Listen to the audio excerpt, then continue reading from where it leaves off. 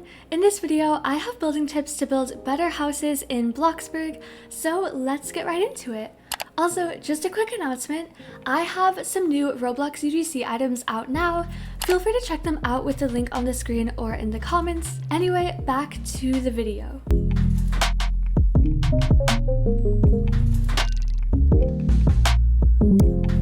My first tip is to give the outside of your house shape. Use multiple walls and different wall lengths to make your house look unique.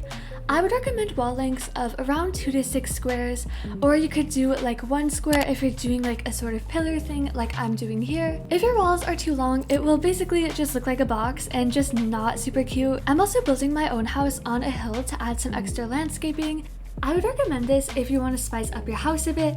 It adds more shape and detail, and all you really need to do is make a hill shape like I'm doing and build your house on top of it, but this is optional and up to you. My next tip is to keep the living room, kitchen, and dining room open. Keeping these rooms open and not closed off gives your house a lot of realism and also just makes it look more spacious and organized. Also, keep all the rooms in your house no bigger than 6 by 6. If your rooms are any bigger, you'll probably have too much empty space. For example, this 5 by 5 bedroom here has plenty of room for furniture, but not a ton of empty space. But this 10 by 10 bedroom is clearly way too big and has way too much space. Also, make hallways 2 squares wide, never 1 square, because you will not have enough space to walk in a 1 square hallway. Next, add a fence to your front and backyard for privacy. Having a fence can separate your house from the rest of the plot. This lets you use a custom grass color super easily, and also it stops random people from running into your yard and like asking you to adopt them or give you money or something. Just don't add a fence in front of your house unless your house is really far back from the sidewalk. It usually just blocks off a lot of the front of your house and looks really weird. Next, add plants inside and outside. Trust me, it literally adds so much life to your build and it looks so much more welcoming and natural. Not having plants just makes houses look kind of sad in my opinion. I don't know, they just really make your house look cute. And also, they're great decorations for using up empty space inside and outside. I'm just adding a lot of trees here since this house has a lot of landscaping. Also, I'm adding a waterfall to the hill as well as some pools. Water looks really good in Bloxburg and I love using it in builds. I would recommend using it in yours if you want to. You can make ponds, waterfalls, etc. Next, add windows to every room that you can, but don't put windows on every single part of every single wall.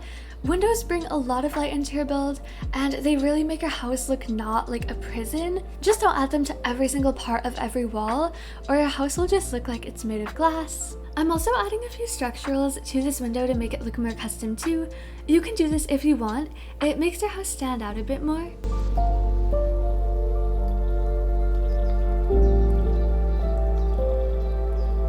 My next tip is to use Pinterest and other Bloxburg houses for building ideas.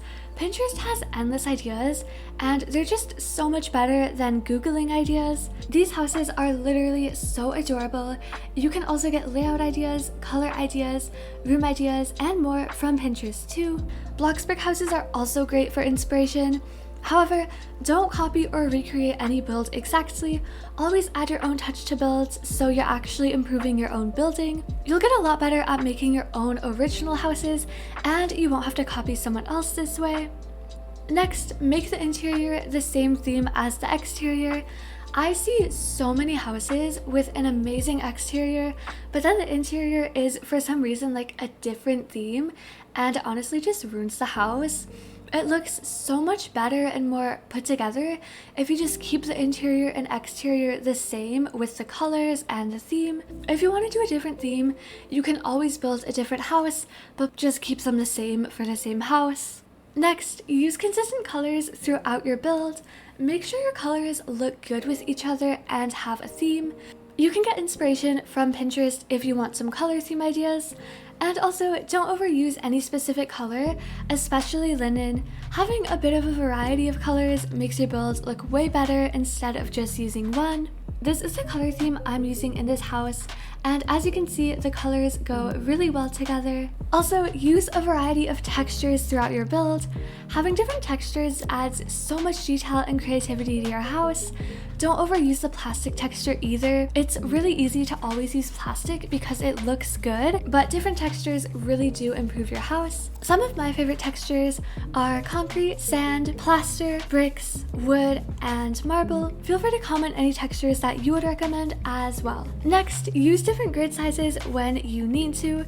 For example, the large grid can be used to place windows at the same height really easy, and the small grid can be used to place decorations on tables. To change your grid size, just click this button on the right here. The large and medium grids are great for accurately placing things like windows or also centering things.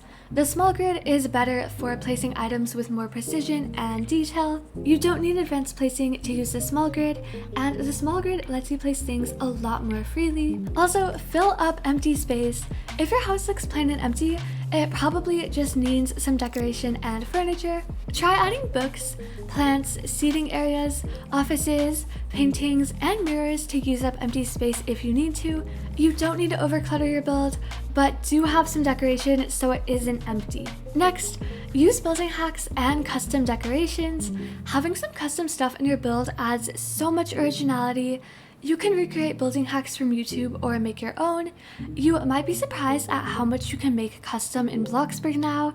I'm making this working tablet to add on to my kitchen over here, and then I'm making a custom modern bookshelf to take up this space on one of my walls. Obviously, don't feel pressured to make everything custom, but also don't be scared to try out some new hacks. Next, use pillars and wall trim. Pillars and wall trim may seem like a small thing, but they make a huge difference. They make any build look more detailed and realistic, and also makes the walls look a lot less plain.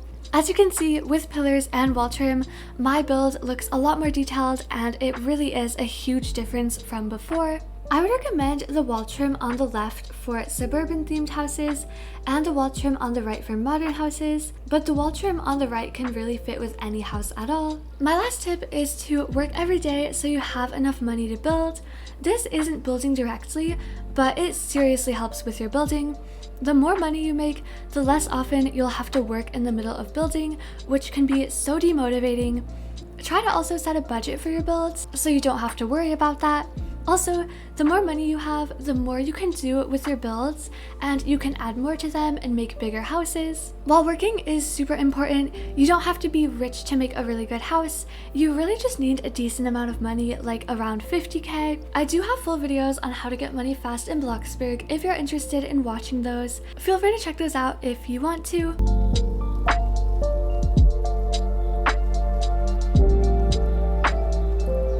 So, this is the final house that I made with all of these building tips. The inside isn't finished, but these tips really made the house look a lot better, and it was easier to make.